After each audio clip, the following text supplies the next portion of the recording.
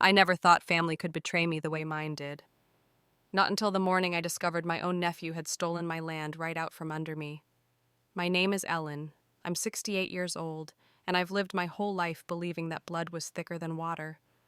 That family meant something, that the people you grew up with, the ones who knew your history, would never hurt you. I was wrong, but that was just the beginning of my plan. The morning it all started, I was in my garden.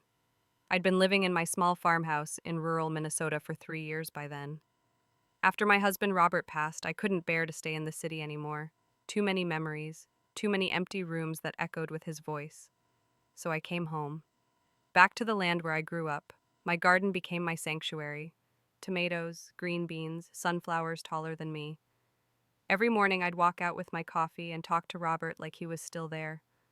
Silly, maybe, but it brought me peace. "Morning, honey," I said that Tuesday, setting my mug down on the wooden bench Robert had built 40 years ago.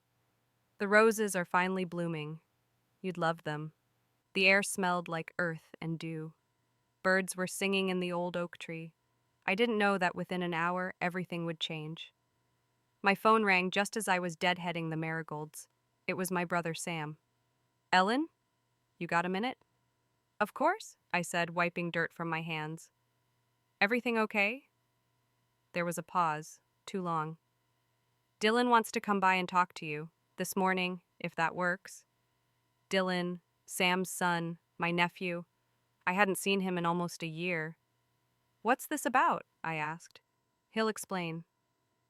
It's a business thing, an opportunity." Something in Sam's voice made my stomach tighten, but I pushed it aside. "Sure, tell him to come by around 10. If you've ever felt that gut instinct that something was wrong, but ignored it because you trusted the person involved, you'll understand what happened next." Dylan showed up at 10 sharp, driving a brand new pickup truck. He looked good. Clean-shaven, wearing pressed khakis and a button-down shirt. He'd always been handsome, my nephew, got that from his mother's side. "Aunt Ellen!" He hugged me tight, too tight, I realize now, like he was trying to convince himself of something. "Dylan, sweetheart, it's been too long." I know. Work's been crazy." We sat on my porch, and I brought out lemonade and cookies I'd baked the day before. "So," I said, settling into my rocking chair, "your dad said you had something you wanted to discuss?" Dylan leaned forward, elbows on his knees. He had that salesman look in his eyes, eager, hungry. "Aunt Ellen, I'm going to be straight with you. I've been working with some developers out of Minneapolis. They're looking to build solar farms in rural areas." "Solar farms?" "Yes, ma'am. Clean energy, big money. They pay landowners to lease their property for 20, 30 years. Guaranteed income." I sipped my lemonade slowly. "And why are you telling me this?" "Because," he smiled, "I'm thinking about Dad's dairy farm. And your land here. If we combined them, we'd have almost 200 acres. Perfect size for a medium-scale solar installation." My hand stopped midair, the glass halfway to my lips. "You want to put solar panels on my land?" "On both properties. Dad's and yours. We'd be partners, family partners. Think about it, Aunt Ellen. You wouldn't have to worry about money ever again." I set down my glass very carefully. "Dylan, this land is my home." I know. But you could still live here. The panels would be in the back fields. You'd barely see them." "I don't want to barely see them. I don't want them at all." His smile faltered. "Aunt Ellen, no." I kept my voice steady, firm. "I appreciate you thinking of me, but the answer is no. This land was your grandmother's. It's where I grew up, where I'm going to stay until the day I die." Dylan's jaw tightened, just for a second. Then the smile returned. "Okay, I understand. I thought you might want to help Dad out. The dairy business isn't what it used to be. This could really help him." That stung. He knew exactly where to poke. "If Sam needs help, he can come talk to me himself." Dylan stood up, brushing cookie crumbs from his lap. "Well, think about it, okay? I'll leave you my card." He pulled out a business card and set it on the porch railing. Then he hugged me again. "Love you, Aunt Ellen."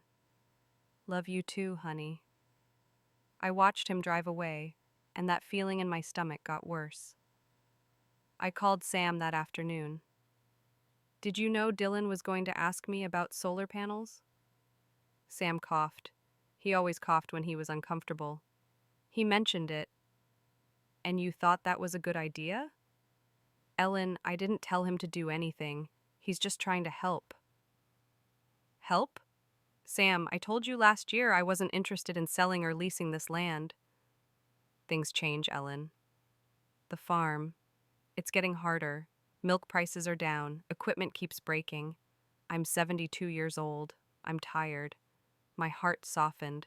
I could hear it in his voice. The weariness, the fear. Then let me help you. Really help you. Not with some solar scheme, but with the farm. I've been coming over every week anyway. This isn't your problem. You're my brother. Of course it's my problem. He was quiet for a long moment. Just think about what Dylan said, okay? For me. And then he hung up. I stood there in my kitchen, phone in hand, feeling something shift inside me. This wasn't about solar panels. This was about something else. Something I couldn't quite name yet. 3 days later, I got a letter in the mail.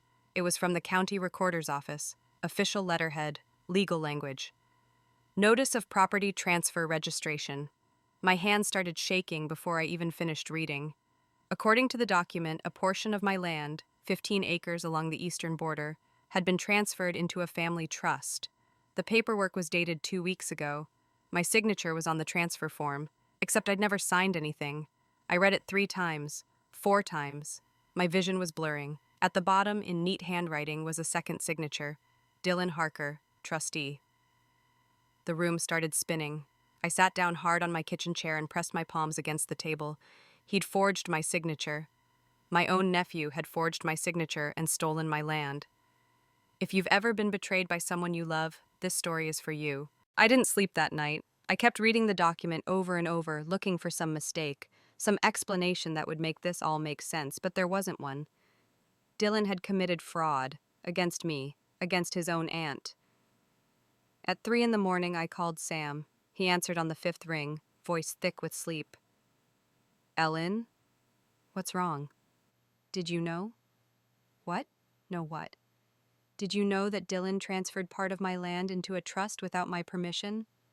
Silence. Sam, answer me. Ellen, He said you'd agreed.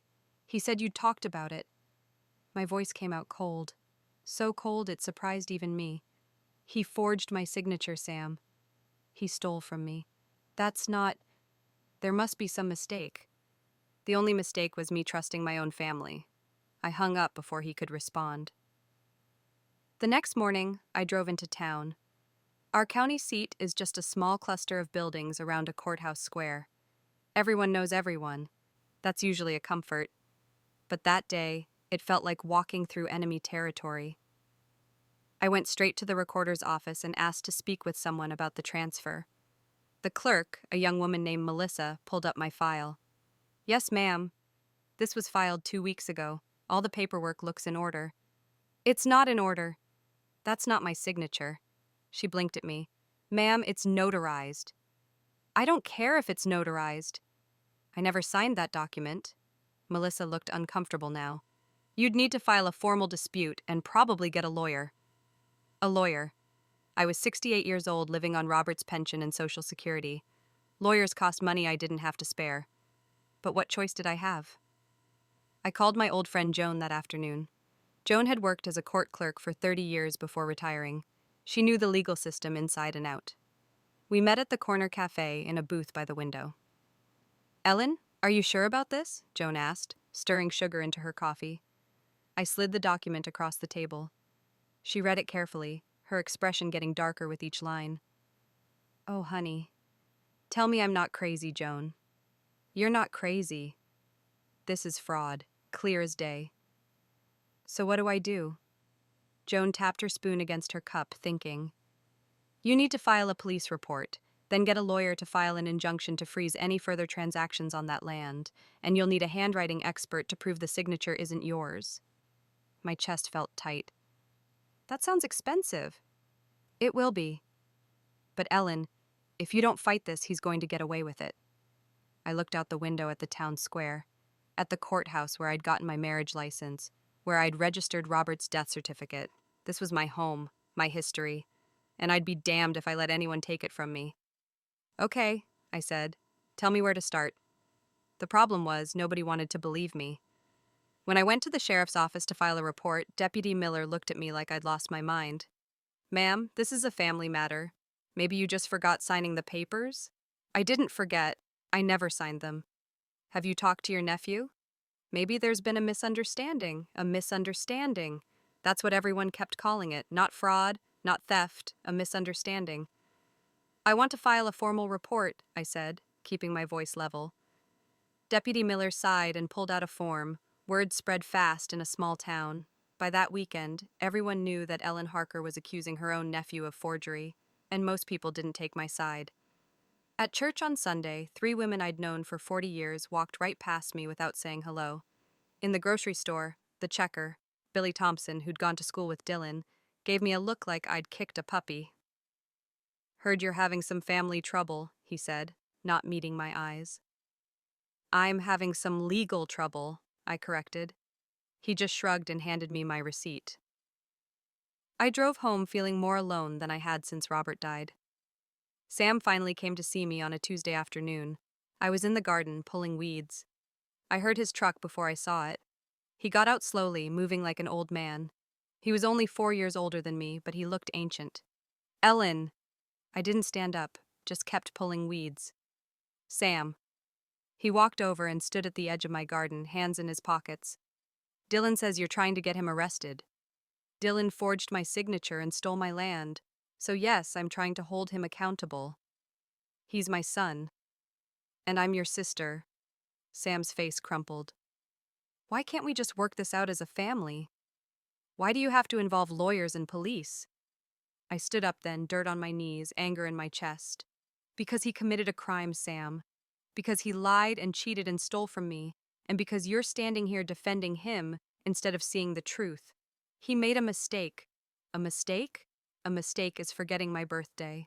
This was calculated, planned. He came to my house and smiled at me and asked me about solar panels, knowing he'd already stolen my land. Sam flinched. The farm is failing, Ellen. We need this deal. The developers are offering good money, enough to keep us afloat. And there it was, the real truth. This wasn't just about Dylan. Sam was in on it too. Get off my property, I said quietly. Ellen, I said get off my property. Now. He stared at me for a long moment. Then he turned and walked back to his truck. I watched him drive away, and I felt something inside me harden. If this was war, then so be it. I'd fight alone. That night I sat at my kitchen table with a cup of tea and a notebook. Joan had given me the name of a lawyer in the city, Jack Morrison. He specialized in elder law and property fraud. I called him the next morning. Mrs. Harker, I've reviewed the documents you emailed. This is definitely actionable. Can I prove it? We'll need a forensic handwriting analysis. I have an expert I work with. It'll cost about $1,500. I closed my eyes. That was a month of my budget. Do it. And I'll need a retainer of $5,000 to start. $5,000. I thought about Robert's life insurance policy, the money I'd been saving for emergencies. This qualified as an emergency. I'll wire it today. If you've ever had to fight for something that was rightfully yours, you know the toll it takes. Not just financially, but emotionally, spiritually. I stopped sleeping well, stopped eating much. My garden, my sanctuary, felt tainted now. But I kept going, because the alternative was letting them win. 2 weeks later, the handwriting analysis came back. The signature on the transfer document was not mine. The expert could prove it with 98% certainty. Jack filed an emergency motion to freeze all transactions related to my property, and that's when Dylan started calling. The first message was apologetic. Aunt Ellen, please call me back. We need to talk. This is all just a big misunderstanding. The second was angry. You're really going to do this? You're going to destroy our family over some land? What would Grandma think? The third was threatening. You better drop this, Ellen. You have no idea what you're getting into. I saved every message, evidence. Joan came by one evening with a casserole and a bottle of wine. You're not eating, she said, eyeing me critically. I'm fine. You're not fine. You're at war, but you can't fight if you don't take care of yourself. We sat on my porch as the sun set, sharing the wine. Do you regret it? Joan asked quietly. Going after him? I thought about that. No, because if I don't, what am I teaching him? That he can steal and lie and get away with it? That family means he can abuse me and I'll just take it. Joan nodded. You're doing the right thing, even if it's the hard thing. The whole town hates me. The whole town will forget about this in 6 months. They'll find someone else to gossip about. I smiled despite myself. From your mouth to God's ears. But it got worse before it got better. Dylan's lawyer, yes, he hired a lawyer, sent a letter claiming I was suffering from dementia, that I'd signed the papers and didn't remember. He submitted a petition to have my mental competency evaluated. I've never been so insulted in my life. Can he do that? I asked Jack on the phone. He can try. But we'll fight it. Do you have a regular doctor? Yes, Dr. Patterson. I just had my annual physical 2 months ago. Get a letter from him stating you're of sound mind. We'll submit it with our response. So I did. Dr. Patterson was furious on my behalf. That boy should be ashamed of himself, he muttered, typing up the letter. But shame didn't seem to be something Dylan felt. I started building a fence that October. Not a metaphorical one, a real fence running along the eastern border of my property, the line that separated my land from Sam's dairy farm. Every morning I'd go out with my tools and work on it, post by post, rail by rail. It was hard work for a woman my age. My back ached, my hands blistered, but I needed to do it, needed to mark the boundary, needed to show them that this line meant something, that I meant something. Joan came by one afternoon and found me digging a post hole. Ellen, you're going to hurt yourself. I'm fine. Let me help. So she did. We worked side by side, 2 old women building a fence like pioneers. What's this really about? Joan asked, hammering in a nail. It's about respect, I said. This line isn't just property. It's principle, she understood. While I built my fence, Jack built my case. The forensic evidence was solid. Dylan's lawyer tried to discredit the handwriting expert, but Jack brought in a second opinion. Same conclusion. We also discovered something else. Dylan hadn't just forged my signature on the transfer document. He'd used that forged document as collateral for a bank loan. A $100,000 loan from First National Bank. He'd mortgaged my land without my knowledge or permission. When Jack told me, I actually laughed. Not because it was funny, because it was so audacious, so brazen. I couldn't believe it. He's been playing with fire, Jack said, and we're about to let him get burned. We found out that Dylan had a meeting scheduled with the solar developers for December 15th. He was going to sign the final contracts that day. Lock in the deal. Jack smiled when he heard that. Perfect, let's give them a show. He filed a motion for an emergency hearing on December 14th, the day before Dylan's big meeting. The judge granted it. I barely slept the night before the hearing. I kept thinking about Dylan as a little boy, how he used to follow me around the farm, asking a million questions, how I'd taught him to fish in the creek behind Sam's barn. How could that little boy have turned into this? But then I remembered his face on my porch, the calculation in his eyes, the fake smile. He'd known what he was doing, every step of the way, and he'd counted on me being too old, too tired, too trusting to fight back. He'd miscalculated. The hearing was held at the county courthouse. I wore my best dress, the navy one Robert had always loved. Dylan showed up with his lawyer, a slick man in an expensive suit. Sam was there too, sitting in the back row, looking miserable. The judge was Marianne Calloway. I'd known her mother back in school. Jack presented our evidence methodically, the handwriting analysis, the timeline showing I'd never agreed to any transfer, Dr. Patterson's letter confirming my mental competency. Dylan's lawyer argued that it was a family dispute, that I'd agreed verbally to the arrangement and was now having regrets. Then Jack played his ace. He presented evidence of the bank loan, Dylan using my forged documents to secure money for himself. The courtroom went silent. Judge Calloway looked at Dylan over her glasses. Mr. Harker, did you use your aunt's property as collateral for a personal loan? Dylan's face went red. That loan was for the family business, for development costs, for the solar farm that your aunt explicitly refused to participate in. He had no answer. Judge Calloway made her ruling that afternoon. All transfers were void. The land was restored to my name. The bank loan was declared fraudulent. and she referred the case to the district attorney for potential criminal charges. Dylan stood up, his lawyer whispering urgently in his ear. Your Honor, we'd like to request. Request denied. This hearing is concluded. The gavel came down, and just like that, it was over. I didn't feel triumphant. That's what surprised me most.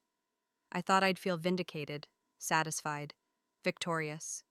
Instead, I just felt tired. Joan drove me home. You did it, she said, squeezing my hand. You stood up for yourself, and you won. I know. So why do you look so sad? I stared out the window at the passing fields, because I lost my family in the process. The next morning was December 15th, the day Dylan was supposed to sign with the developers.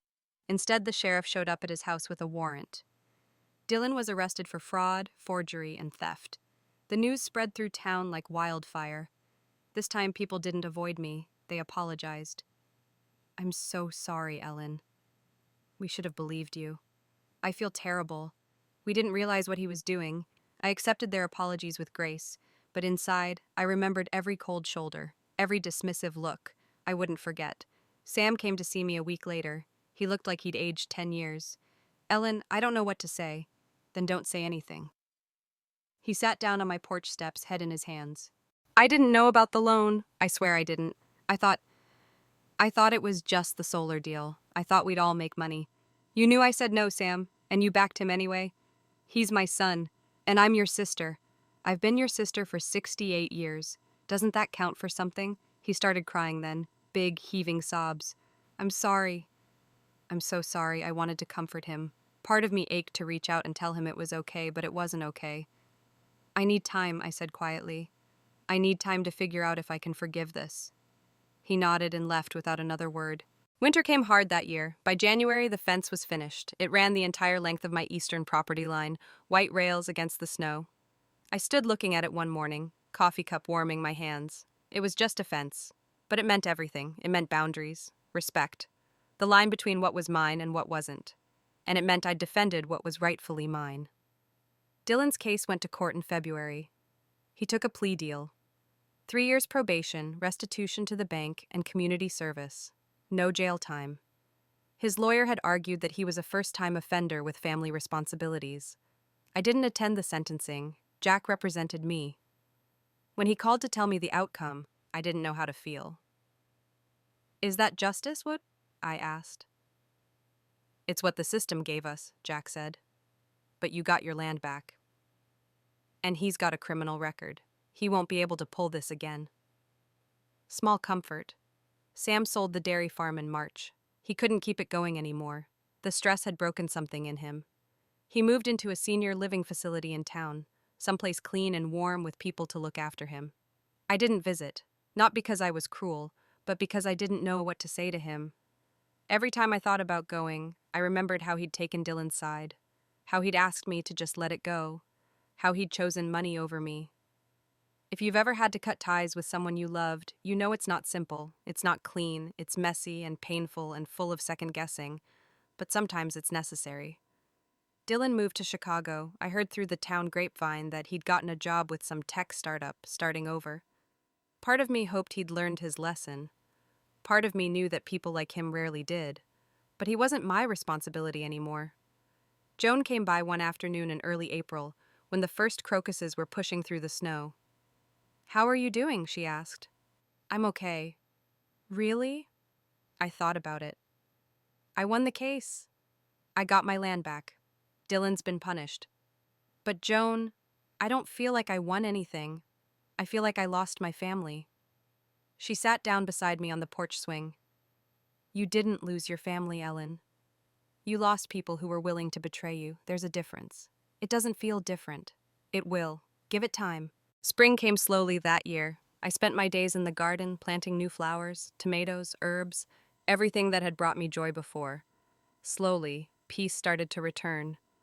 Not the naive peace I'd had before, but something deeper, harder earned. I'd learned something important through all of this, that standing up for yourself, even when it costs you everything, is worth it. That family who truly loves you won't ask you to sacrifice your dignity, and that forgiveness doesn't mean forgetting. One morning in May, I was working on the garden when I heard a truck pull up. My heart jumped. I turned, half expecting Dylan, but it was Sam. He got out slowly, leaning on a cane. Ellen. Sam. We stood there for a long moment, 10 feet apart, the fence between us and the fence inside us. "I've been in therapy," he said finally. "Talking about what happened. About Dylan. About me." "That's good."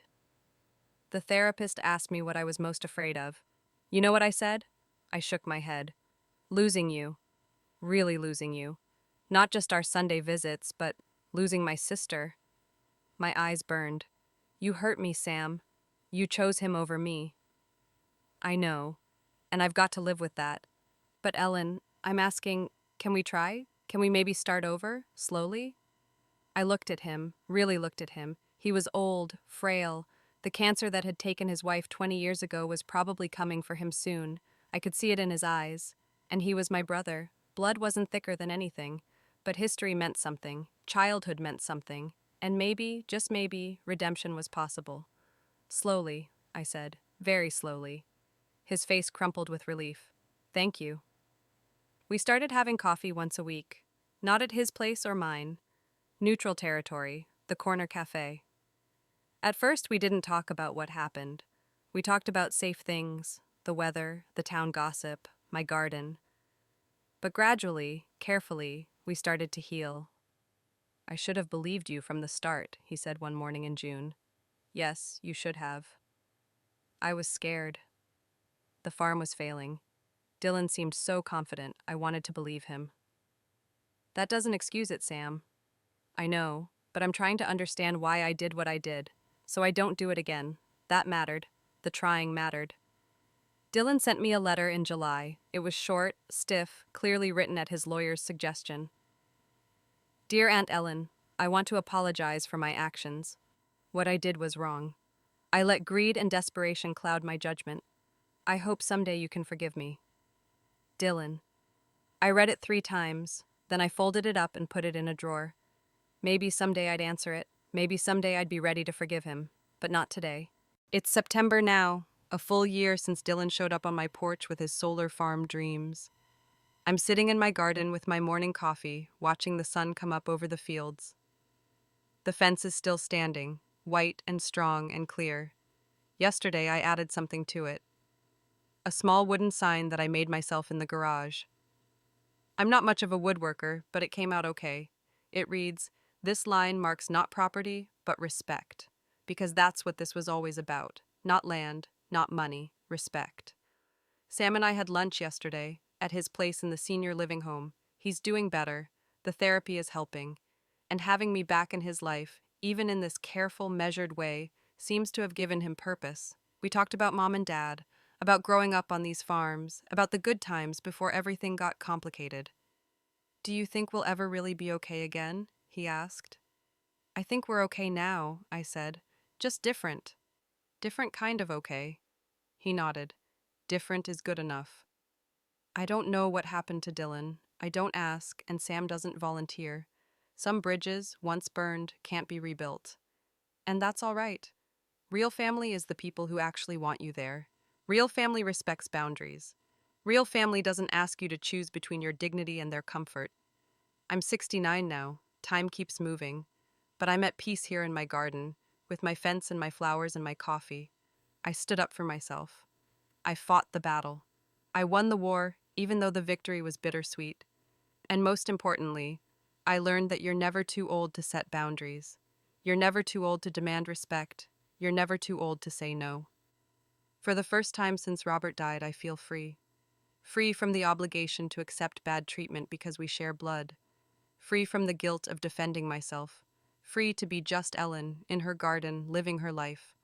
Sometimes, late at night, I wonder what would have happened if I'd just let it go. If I'd signed the papers, let Dylan have his solar farm, kept the peace. But I know the answer. I would have lost myself, and no amount of family harmony is worth that. The garden is beautiful this year, the best it's ever been. Tomorrow I'm planting tulip bulbs for next spring, red ones, Robert's favorite. Sam's coming by on Sunday. We're going to have dinner and maybe play cards like we used to when we were kids. Life goes on. Justice was served. Not perfectly, not completely, but enough. Enough to let me sleep at night, enough to let me smile at the sunrise, enough to let me forgive, in my own time, in my own way. That day, justice was finally served. What would you have done?